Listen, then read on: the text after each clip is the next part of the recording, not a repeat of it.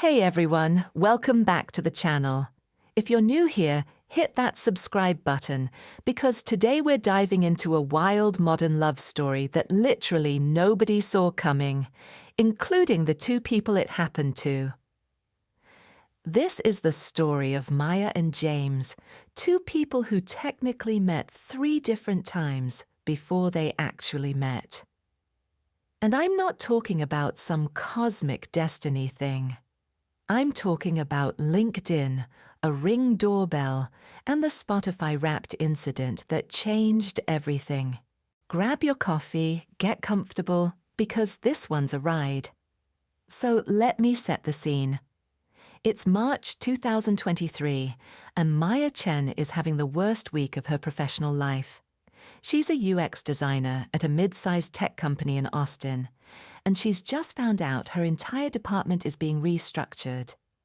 Not laid off, worse, they're being reorganized under new management, which is corporate speak for your job is about to become unbearable. Maya does what any rational millennial does in a crisis. She updates her LinkedIn profile at 11 p.m. on a Wednesday while eating ice cream directly from the container.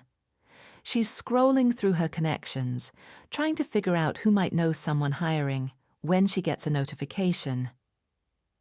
Someone named James Park has viewed her profile. She clicks on his page. He's a product manager at a startup she's never heard of, but his profile is actually impressive. Not in that try-hard way where people list synergy and thought leadership as skills, but genuinely solid work history. Here's where it gets interesting. They have 12 mutual connections. 12. In a city of nearly 1 million people, their professional networks overlap like a Venn diagram that's basically a circle. Maya does something she never does. She sends a connection request with a note. Not a job-seeking note, just a casual, "Hey, noticed we know a lot of the same people in the Austin tech scene. Always good to expand the network." James accepts within an hour, sends back a friendly message. They exchange maybe 3 messages total, all very professional, all very forgettable. The kind of interaction you have 100 times on LinkedIn and never think about again. Maya screenshots his profile and sends it to her best friend Tasha with the caption, "Okay, but why are product managers always either extremely hot or look like they've never seen sunlight? No in between." Tasha responds, "Girl, you can't even see his full face in that photo." "I have a sense about these things," Maya types back. Neither of them thinks about James Park again for 4 months. Fast forward to July. Maya's still at her job. She decided to tough it out through the reorganization. But she's moved apartments. She found this perfect little place in East Austin, one of those renovated fourplexes where everything is just slightly too expensive. But you convince yourself it's worth it for the charm. Her neighbor in the unit next door is quiet. Like, suspiciously quiet. Maya's lived there for 3 weeks and has seen him exactly once, just a glimpse of someone carrying groceries in workout clothes. She's determined to be the friendly neighbor, though. She's not about to live in one of those places where nobody speaks to each other. One Saturday afternoon, a package gets delivered to her door that's clearly not hers. It's addressed to J. Park, Unit 3, her neighbor. Maya picks it up. It's from REI, probably camping gear or something, and knocks on his door. No answer. She tries again later that evening. Still nothing. Finally, she just leaves it in front of his door with a sticky note. "Hey, neighbor. This was delivered to my place by mistake. Maya, Unit 2.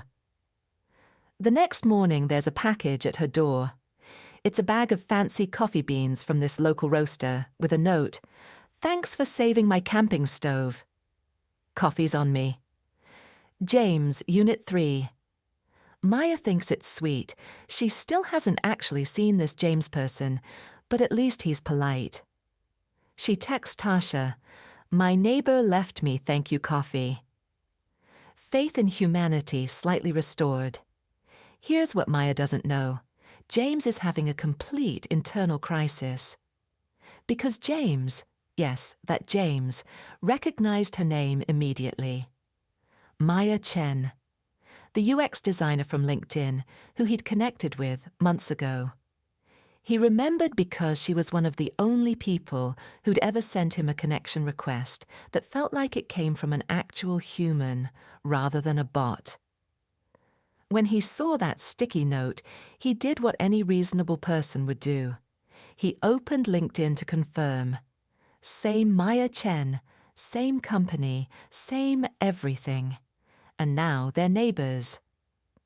James spends approximately 45 minutes in his apartment trying to figure out if mentioning the LinkedIn thing would be normal friendly or weird creepy. He decides on weird creepy and goes with the coffee instead, hoping she won't make the connection. She doesn't. What follows is basically a comedy of errors spanning 3 months. They keep almost meeting. Maya will be leaving for work just as James is coming back from his morning run. She'll hear his door close as she's putting her key in her lock. One time, they're both getting mail at the exact same moment, but Maya's phone rings, and she walks away, and James is too buried in a work email to look up. It becomes this weird background presence in both their lives. Maya starts to recognize the sound of his footsteps, the time he usually leaves for work. 8:15 a.m., very punctual. The fact that he plays guitar on Sunday afternoons. James knows she watches a lot of true crime documentaries. The audio carries through the walls. And that she has friends over every Friday night. Laughter and music until about 11 p.m., never later, very considerate. They develop this strange, completely unspoken consideration for each other. Maya starts wearing headphones when she takes work calls on her balcony, just in case. James begins closing his windows before he practices guitar, even though Maya has never complained. In September, Maya's doorbell camera catches something that becomes her favorite video. She's at work when she gets a notification that someone's at her door. She opens the app and sees her neighbor, finally a clear look at him, holding what appears to be a very distressed package. It's one of those bubble mailers that's clearly been through hell, torn open on one side.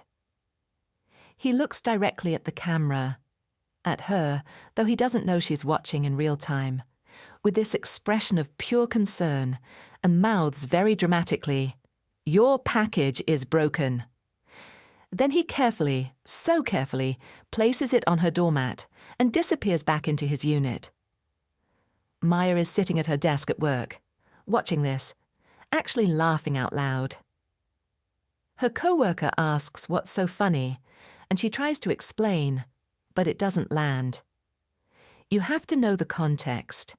You have to know about the months of this weird adjacent existence. When she gets home, she finds that her neighbor has left another note. "I think the delivery person threw this. I heard a thud. Hope whatever's inside survived." James. The package contains a phone case. It's fine. But something about the genuine concern in his note makes Maya smile for the rest of the evening. She writes back, "Phone case is alive and well. Thanks for the rescue mission. I'm starting to think I owe you more than coffee at this point." She leaves the note on his door. The next day there's a response. "I accept payment in the form of restaurant recommendations. New to Austin and running out of places that don't require an hour wait." This becomes their thing. Notes. They start leaving notes for each other about random things. Maya tells him about a taco truck that's only open on Wednesdays. James warns her that the parking on their street will be impossible next Thursday because of some festival. It's not flirting. Or maybe it is, but in that plausibly deniable way where both of them could claim they're just being friendly neighbors. Tasha tells Maya she's being ridiculous.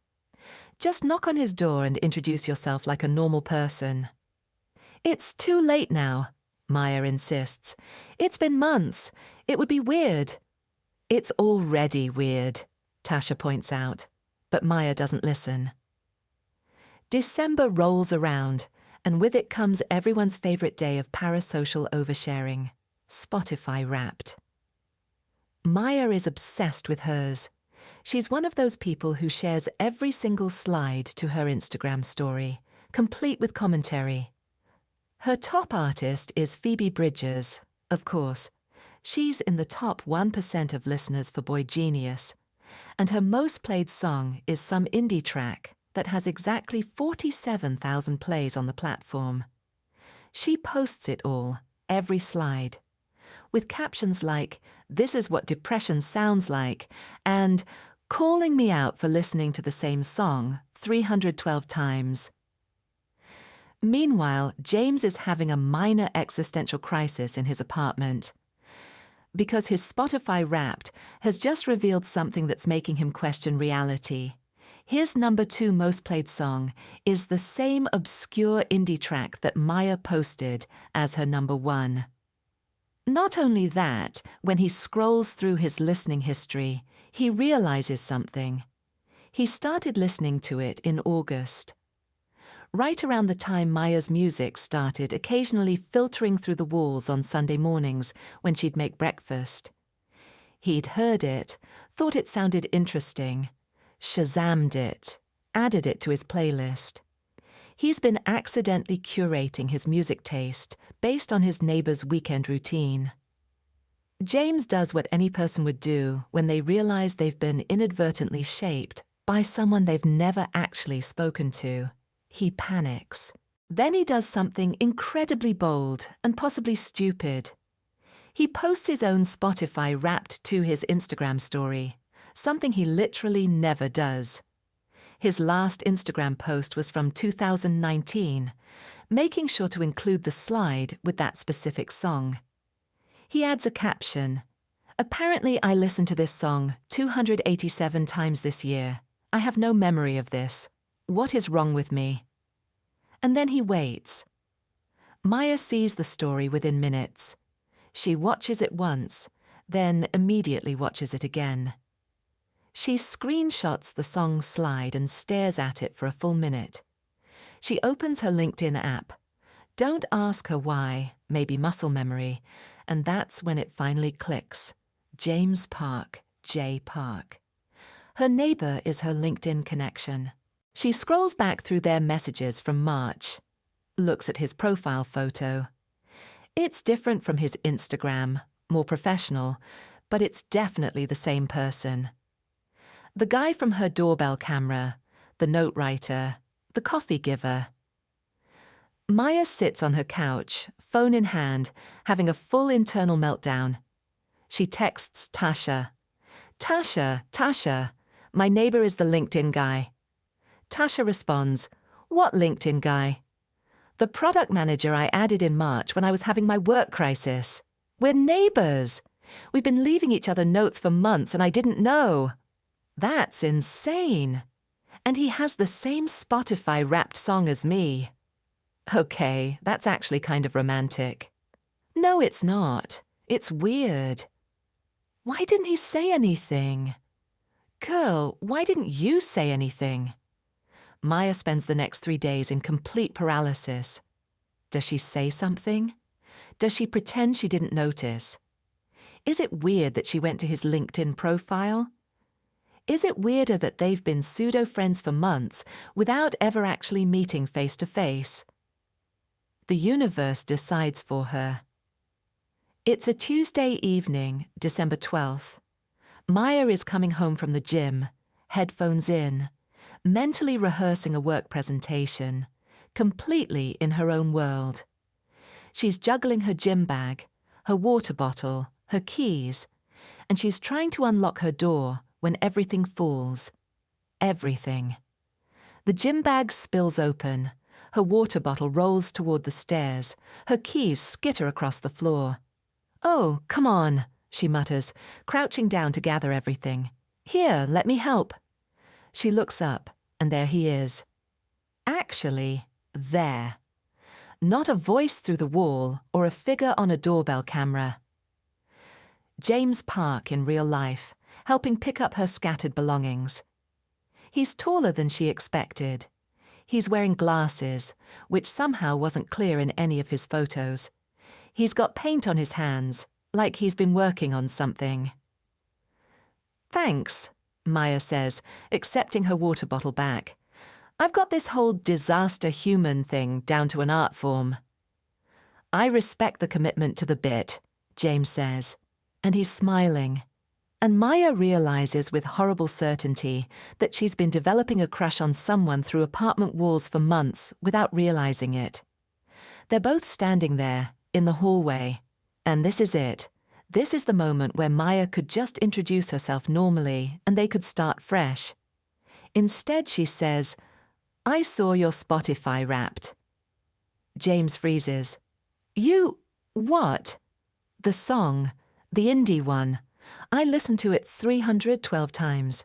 You listened to it 287 times. She watches him process this. Watches the exact moment he realizes she knows. "You're Maya Chen," he says. Not a question. "I'm Maya Chen. From LinkedIn. From March." "From March," he confirms. "And from... right next door for 6 months." 6 months, Maya agrees. They stare at each other. Then James starts laughing. Not a polite chuckle, but genuine, startled laughter. "This is insane," he says. "This is actually insane." "I know," Maya says, and she's laughing too now, because what else can you do? "I thought about saying something so many times." "Me too. Every single time I left you a note, I thought, should I mention we're LinkedIn connections? But it felt weird," Maya finishes. "So weird."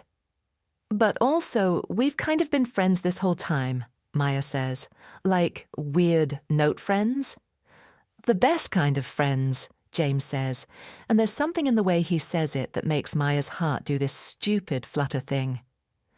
"So," she says, because someone has to say something, "do we start over? Like, hi, nice to meet you, I'm Maya." James considers this. "Or," he says, and hear me out, "we acknowledge that we've somehow skipped past all the normal getting to know you stuff, and we're already at the part where we're weirdly comfortable with each other." "You think we're weirdly comfortable?" "You literally told me about your bathroom flooding at 2 a.m. through a note under my door. I brought you soup when I heard you coughing through the wall. We're past pretending." Maya laughs. "That's fair. Okay, so what now?" "Now," James says, "I'm going to do something I should have done months ago and ask if you want to get dinner, like actual dinner, at a restaurant, with talking." "Face-to-face talking?" Revolutionary concept, I know. Maya doesn't even pretend to think about it. "Yes, absolutely yes. But only if we go to that ramen place I told you about in the note in September." "Deal," James says. "Friday."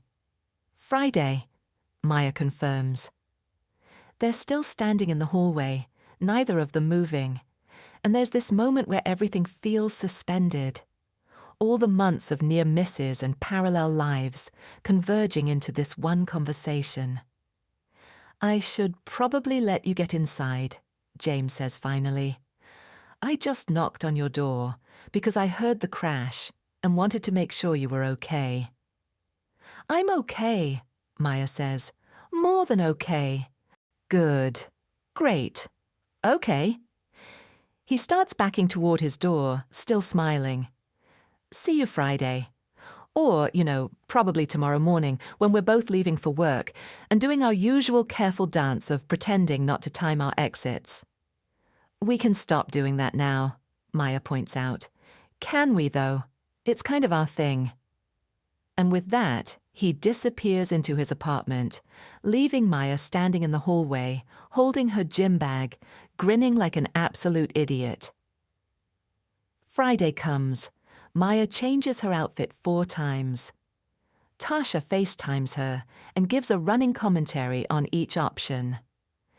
You know he's already seen you taking out your trash in pajamas at midnight, right? Tasha points out. The pressure's off. That's exactly why there's pressure, Maya argues. This has to be better than midnight trash pajamas. She settles on something casual but intentional. Jeans, a sweater that Tasha declares subtly hot, boots. James knocks on her door at 7 exactly. He's also clearly put in effort. Nice jeans, a button down, his hair actually styled instead of the usual mess she's seen through doorbell cameras. "Hi," he says. "Hi," she says back. There's a beat of awkwardness, both of them suddenly hyper-aware that this is different from notes and wall conversations. Then James says, "Is it weird that I'm nervous? We've been basically friends for months, but now I'm nervous." "Oh, thank God," Maya breathes out. "Me too. This is so weird." "The weirdest," James agrees. "Want to just acknowledge that and move past it?"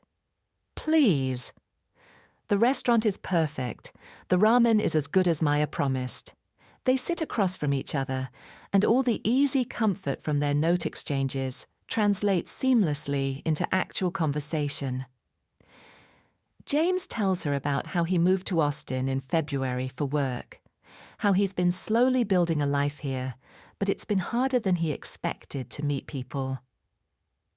Maya talks about her job situation, how the restructuring actually turned out okay, how she's been in Austin for 5 years, but sometimes still feels like she's figuring it out. "When did you figure out we were LinkedIn connections?" James asks. "Spotify Wrapped Night," Maya admits. "I saw your story, recognized the song, and something clicked. I went back and looked at our messages, and felt like an idiot. If it helps, I figured it out immediately when I saw your name on the package note," James says. "And I also felt like an idiot. I spent weeks trying to figure out if I should say something. Why didn't you? Honestly. I liked the notes. I liked having this weird little friendship that existed in this bubble. I was worried that if I brought up the LinkedIn thing, it would get complicated, or you'd think I was some kind of stalker." "That's exactly why I didn't say anything either," Maya laughs. "We're both idiots." "Mutually agreed idiots," James says, raising his glass. "I'll toast to that." They stay at the restaurant until closing, talking through multiple courses and several rounds of drinks. They dissect the absurdity of their situation, laugh about all the near misses, compare notes on what each of them knew about the other. "I knew you watched true crime documentaries," James admits. "I knew you played guitar on Sundays," Maya counters. "I knew you had friends over every Friday. I knew you were weirdly punctual about leaving for work." They walk home, a 3-block journey that takes 40 minutes because they keep stopping to talk. When they reach their building, neither of them wants the night to end. "So," James says, as they stand in front of their respective doors. "That was really good," Maya finishes. "Like, really good. Can we do it again soon?" "Tomorrow," Maya suggests, then immediately backtracks. "Sorry, is that too eager? I can be cool. I can wait a socially acceptable amount of time." "Tomorrow sounds perfect," James says. "Though we should probably clarify. Are we talking date tomorrow or hangout tomorrow?" "Date," Maya says firmly. "Let's not do that thing where we're ambiguous, and then months later we're still trying to figure out what we are." "Given our track record, that's probably smart," James agrees. "Okay, tomorrow. Another date." They stand there for another moment, in the hallway that's hosted so many of their near misses. "I'm really glad you delivered my package wrong," James says finally. "I'm really glad you left me notes, instead of just knocking on my door like a normal person," Maya responds. "We're going to be telling this story for years, aren't we?" "Absolutely. Nobody's going to believe it." So here's the update, because I know you're all wondering. Maya and James have been dating for just over a year now. They're still living in their separate apartments. Maya jokes that they're doing long distance, but the distance is approximately 12 feet. They still leave each other notes sometimes, even though they could just text or knock on each other's door. It's become their thing. Last I heard, James has finally met Tasha in person, and she's taken full credit for the relationship because, and I quote, "I was the one who said the neighbor coffee thing was cute first, and that Spotify-wrapped song." They've both agreed to never listen to it again, because at this point it would just be weird. The best part of this whole story: they realized that LinkedIn had suggested they connect because James had actually been in the audience at a tech meetup where Maya gave a presentation in January 2023. They'd technically been in the same room before either of them moved into that building. The algorithm knew before they did. So if you're out there thinking you've missed your chance, that you didn't notice someone, that the timing wasn't right, remember Maya and James. Remember that sometimes the universe puts someone in your orbit multiple times before you finally collide. And maybe, just maybe, pay attention to your neighbors. You never know who's on the other side of that wall. If you enjoyed this story, smash that like button, hit subscribe for more modern love stories, and drop in the comments, what's the weirdest way you've ever met someone? I'll see you in the next one.